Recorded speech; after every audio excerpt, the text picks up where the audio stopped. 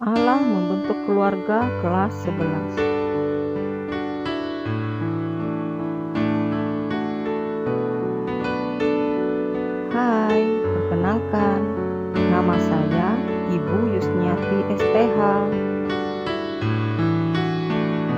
Sebelum kita memulai pelajaran kita puji Tuhan dengan pujian, Ku cinta keluarga Tuhan.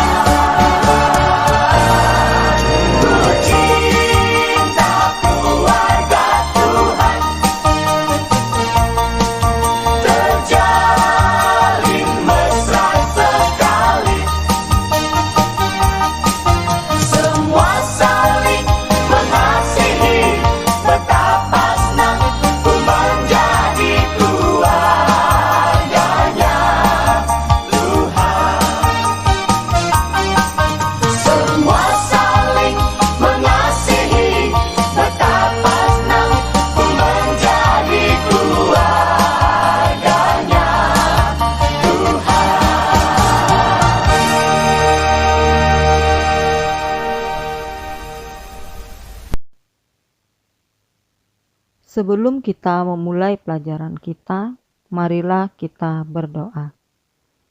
Allah Bapa yang kami kenal dalam Yesus Kristus, terima kasih ya Bapa atas kasih karunia, kesehatan, kekuatan yang telah Engkau berikan dalam kehidupan kami hari lepas hari.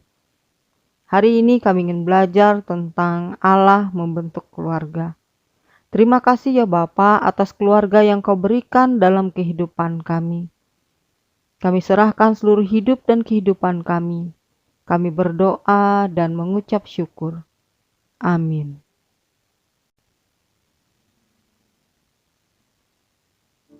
Materi kita hari ini yaitu Allah membentuk keluarga.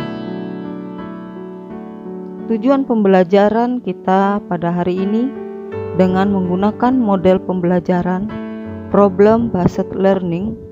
Peserta didik diharapkan dapat mengembangkan perilaku tanggung jawab sebagai wujud pengakuan terhadap peran Allah dalam kehidupan keluarga. Apa yang Anda pahami tentang kata keluarga? Ayo silahkan ungkapkan pendapatnya. Ada beberapa jenis keluarga, yaitu yang pertama, keluarga inti atau bati, terdiri dari suami, istri, dan anak. Namun ada beberapa anak yang memiliki ibu atau ayah sambung. Yang kedua, keluarga besar, terdiri dari sepasang dewasa, ibu dan ayah, dan anak. Mereka yang berinteraksi dengan kerabat dari salah satu atau dua pihak orang tua yang ditarik atas dasar garis keturunan di atas keluarga asli, misalnya paman, bibi, keluarga kakek, dan keluarga nenek.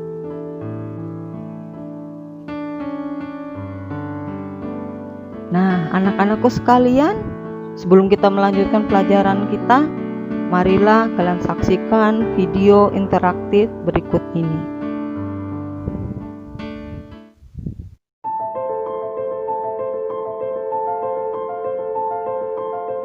Siapapun kamu sekarang, sesukses apa kamu sekarang, setinggi apapun kekuasaan yang kamu punya, tetap kamu adalah seorang anak dari orang tua yang jasanya tidak akan pernah bisa kamu bayar.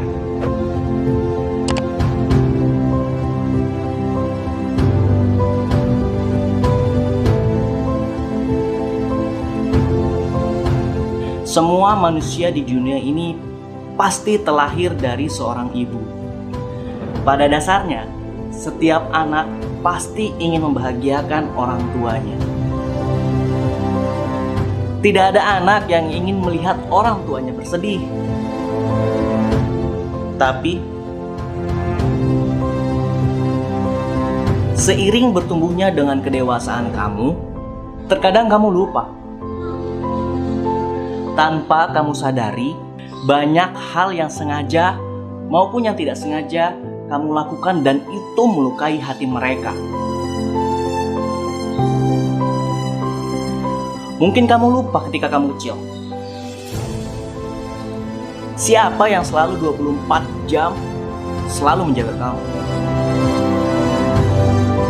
Mungkin kamu lupa sosok ayah yang tak pernah mengeluh untuk memberikan kamu hidup yang layak.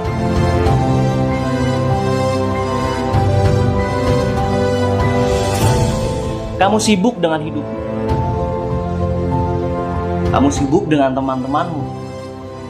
Bahkan kamu sibuk mengejar harta dan tahta tanpa memikirkan kebahagiaan orang tuamu. Dan pada puncaknya, kamu membuat orang tuamu bersedih karena kau lupa pada mereka. Coba bayangkan ini, ketika tangan suci ibu dan ayahmu tak ada lagi untuk menggenggam dirimu di dunia ini, dan kau belum bisa membuat mereka tersenyum dengan bangga kepadamu. Apa yang kau lakukan? Coba bayangkan ini, ketika kau disibukkan oleh duniamu dan melupakan orang-orang yang telah membesarkanmu itu. Mereka dipanggil oleh Tuhan. Apa yang ada dalam hatimu? Menyesal? Ya, kamu pasti menyesal. Penyesalan yang akan kamu bawa seumur hidup. Cobalah untuk berusaha menjadikan masa depanmu sebagai salah satu cara untuk membahagiakan orang tuamu. Jangan sampai kesibukanmu membuat kamu lupa bahwa orang tuamu semakin tua. Maka, sayangilah orang tua kamu.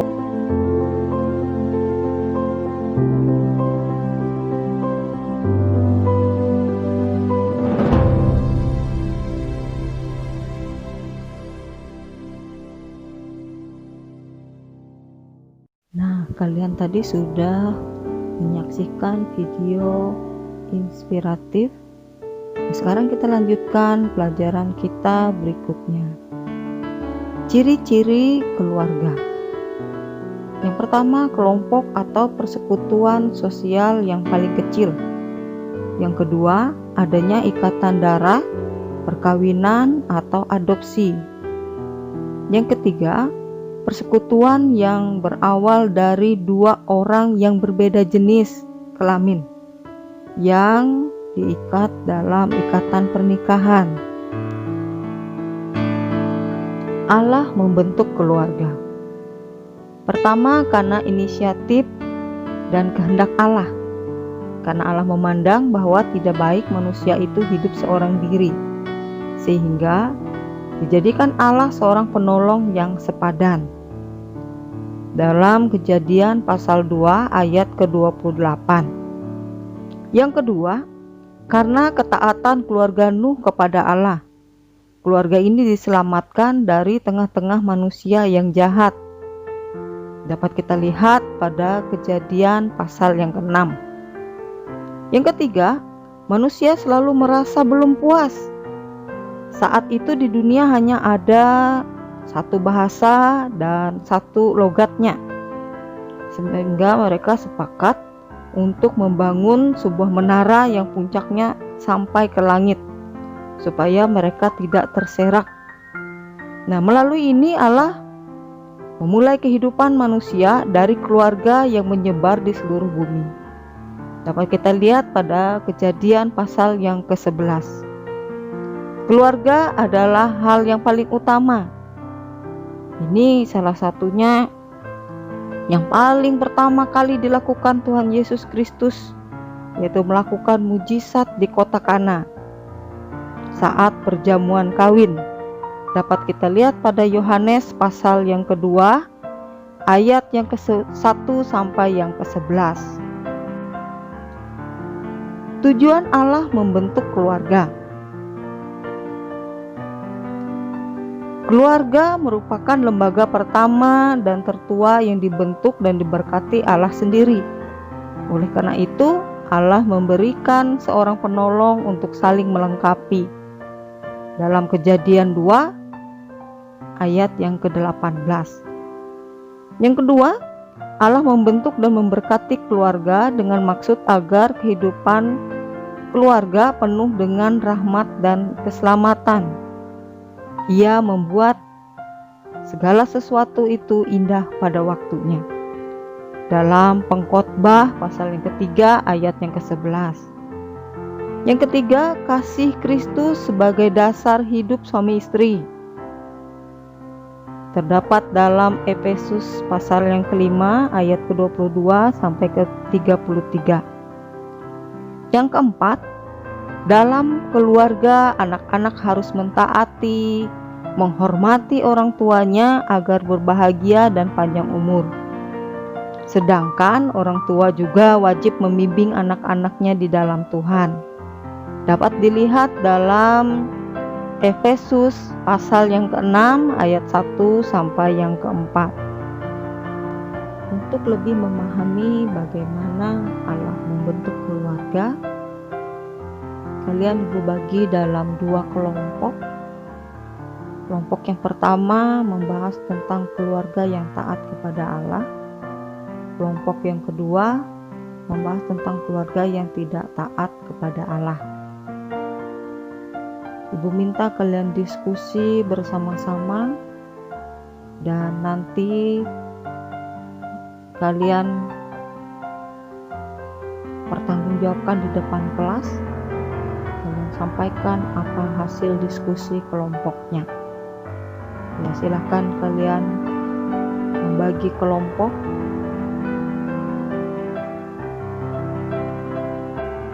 Nah, anak-anakku sekalian, kalian ada tugas untuk memilih jawaban yang paling tepat di bawah ini.